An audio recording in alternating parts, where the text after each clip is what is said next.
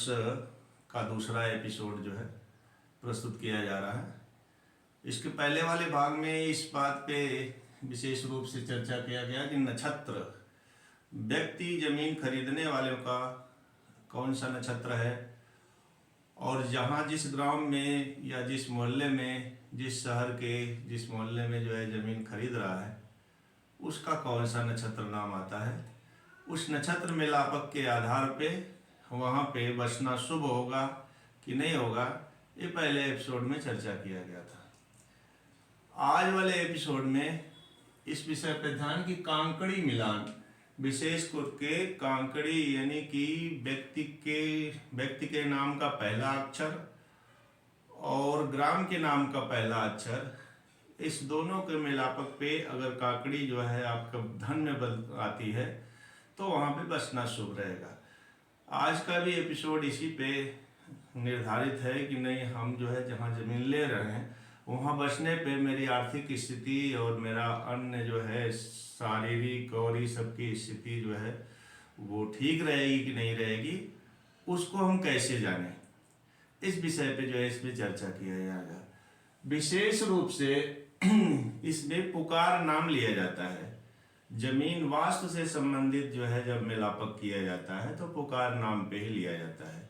जैसे पुकार नाम किसी का जो है जो भी है, जैसे विदिशा नाम का कोई लड़की जो है या कोई महिला जो है ज़मीन खरीदना जा रही है तो वो उसका जो है विदिशा में बी अक्षर पहला आता है तो उससे जो है निकालेगी कि नहीं उसकी राशि क्या है, और उसके बाद जहाँ पे ज़मीन लेने जा रही है उसका पहला अक्षर करके निकालेगी कि नहीं इसकी राशि क्या है, और उस राशि के आधार पे जो है निर्णय किया जाएगा।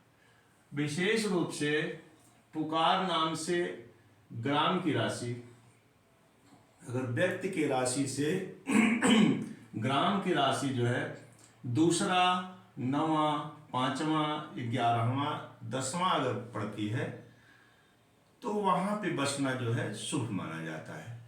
जैसे उदाहरण के रूप में अभिषेक नाम का व्यक्ति जो है, जो कि जिसकी राशि मेष होगी, मेष राशि में अगर योजनपुर में कोई ज़मीन लेके वहाँ पे बसना चाह रहा है तो ये नवी राशि होगी। तो पहली से जो है नवी राशि जो है ये शुभ मानी जाएगी।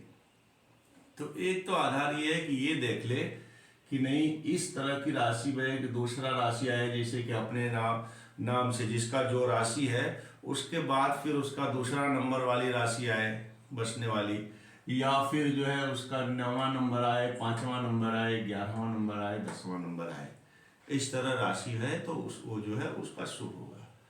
अब दूसरा जो है वर्ग से संबंधित है।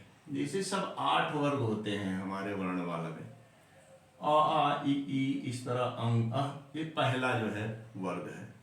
दूसरा वर्ग जो है क ख ग घ अंग। तीसरा वर्ग जो है च छ ज झ इ। चौथा वर्ग है ट ठ ड ढ अड़। पांचवा वर्ग है त थ द ध न। छठा वर्ग है प फ ब भ म। सातवां वर्ग है य र ल व, और 8वां वर्ग है फ श ख स ह।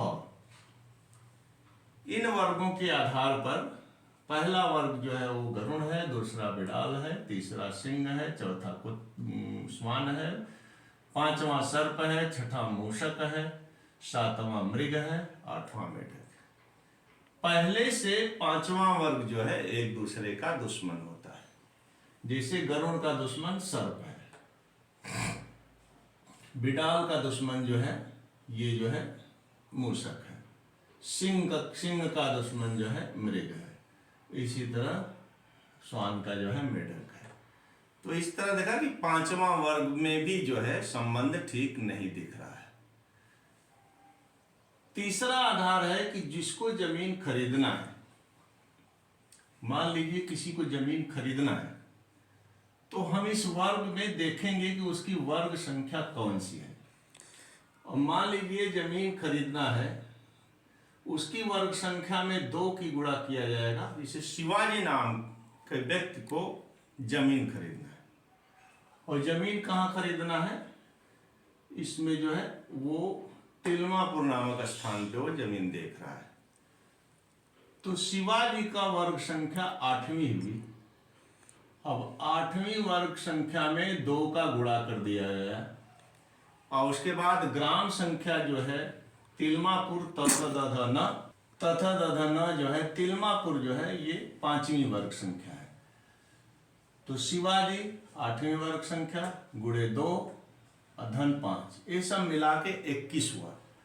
और उसके बाद चूंकि वर्ग संख्या पूरी 8 है तो 8 से भाग दिया गया तो 8 जो है 8 दूनी 16 और 5 शेष बचा। माने व्यक्ति की कांकड़ी जो है धन 5 है। उसी तरह ग्राम की कांकड़ी मिला ले। अब ग्राम में क्या है, इसमें तिलमापुर है। तिलमापुर त थ द ध न ये 5वीं जो है। तो 5वीं वर्ग संख्या जो है अगुणे 2 5 गुणे 2 5 दूनी 10 और नाम की वर्ग संख्या शिवाजी 8वीं तो 5 दूनी 10 धन 8 18। अब 18 में 8 के भाग दे दिया गया, इसमें पूरे वर्ग संख्या में भाग दिया गया। तो 8 दूनी 16 और 18 में से 16 घट गया 2, यानी 2 कांकड़ी धन 2 कांकड़ी जो है ग्राम की आई। इसका मतलब व्यक्ति की कांकड़ी 5 है ये अधिक है और ग्राम की कांकड़ी 2 है ये कम है। इसका मतलब व्यक्ति वहां पे सुखी और समृद्ध रहेगा, वहां पे जाके बसना उसके लिए शुभ होगा।